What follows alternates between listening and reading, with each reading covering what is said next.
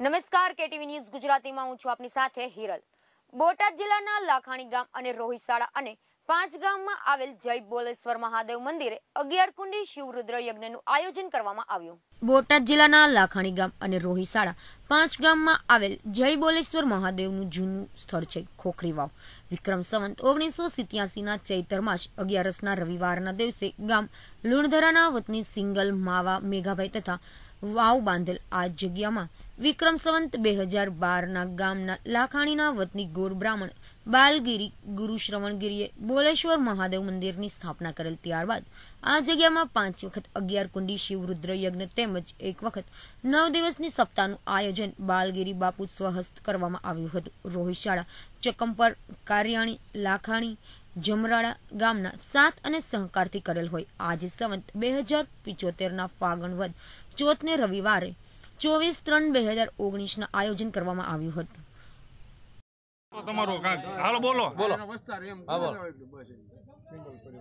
Single પરિવાર આ વાવ ગળાવનાર માવા મેઘા તથા સુદ ગોવિંદ માવા તથા સુદ જેઠા માવા એ આવ બંધાવેલ છે વાવ।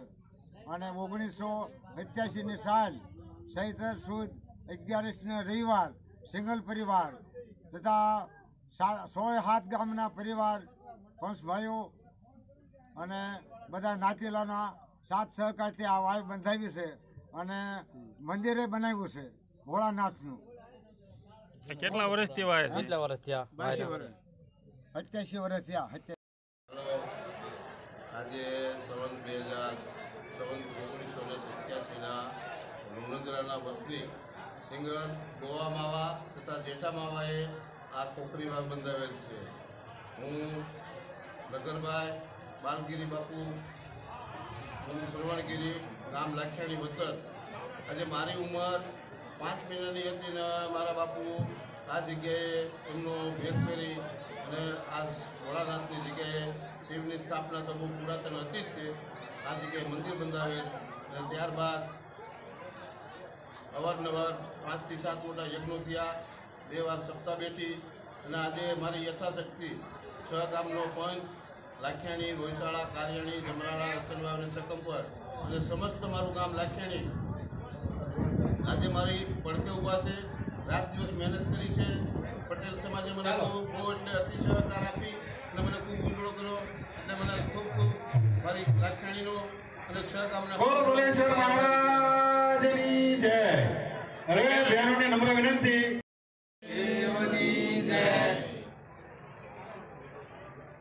આજે 24 તારીખ 24/3/2019 અહીંયા લગરદાસ બતારામ પૂજ્ય જેને 11 હવનકુંડનું આયોજન કર્યું। આયોજનની પાછળનો હેતુ કે અહીંયા લુણધરા નિવાસી ગોવિંદભાઈ માવાભાઈ, જેઠાભાઈ માવાભાઈ સિંગલ વર્ષો પહેલાં આ માર્ગે નીકળેલા।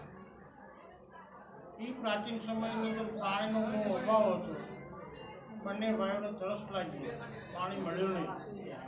એને વિચાર કર્યો કે અમે 2 ભાઈ જો આ રીતે પરેશાન થયા હોય પાણી વગરના, પાય રસ્તે જનાર રાહ માર્ગી એટલા દુઃખી થતા હશે। એ જોઈ અને આ બંને ભાઈએ પુરુષાર્થનું કામ કર્યું અને 7 ગામનો આ માર્ગ છે। પ્રાચીન સમયમાં 7 ગામના લોકો અહીંથી ચાલીને જતા નથી, પાણીની સમસ્યા હતી। તો અહીંયા એ સમયની અંદર જ્યારે એક પૈસાની પાછળ માણસ દોડતો હતો, એ સમયમાં આ બંને ભાઈઓએ પોતાના જે કંઈ ધન હતું એ ધન પુરુષાર્થના માર્ગે વાપરી અને વાવ બનાવી। અને અમને પણ જાણવા એવું મળ્યું છે કે પાંડવોએ અહીંયા વિસામો કરેલો મહાભારત કાળમાં અને એ પાંડવોએ આ બોલેશ્વર મહાદેવની સ્થાપના કરેલી અને એ અનુસંધાને વાવ બનાવી। તો આ એક તીર્થધામ છે, તીર્થધામ છે અને જેમ જેમ બધા ભાઈઓને અમારી વિનંતી કે આનો વિકાસ થાય અને આ મહાપુરુષોનું તેમજ ભક્તોનું અસ્તિત્વ સચવાઈ રહે એ સાથે વિનંતી. બોલો સદગુરુ મહારાજ અને આ ભૂદેવ પરિવારના આયા બધા દાદા એક સંત માણસ હતા અને એને આ વાવને જીવિત રાખી છે 50-100 વર્ષ પહેલાં. આજે એનું અસ્તિત્વ અને એના દીકરાની ભાવના એવી છે આનું અસ્તિત્વ સચવાઈ રહે. બધા ભાઈઓને વિનંતી. ભાઈઓ માટેની જમવાની વ્યવસ્થા ચાલુ કરવી હોય પ્લીઝ બધા લોકો લંબાઈ જશો. બાળકો ભાઈઓ માટે લોકો. બોલો સદગુરુ મહારાજ. જગદીશભાઈ મારું સાથે KTV ન્યૂઝ ગુજરાતી બોટાદ.